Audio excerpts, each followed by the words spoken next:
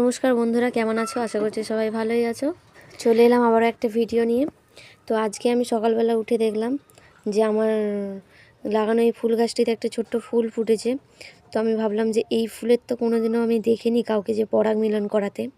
তো আমি ভাবলাম চলো আজকে এই পরীক্ষাটা করাই যাক যে কি রেজাল্ট হয় দেখি আমি। তো এই ফুলটাকে আমি প্রথমে একটা তুলির সাহায্যেই এই ছোটো ছোটো পাপড়িগুলো থেকে তার রেণুগুলো ঝরিয়ে নিয়ে, তো এই দেখতে পাচ্ছ আমি পরাগ মিলন করিয়েছি।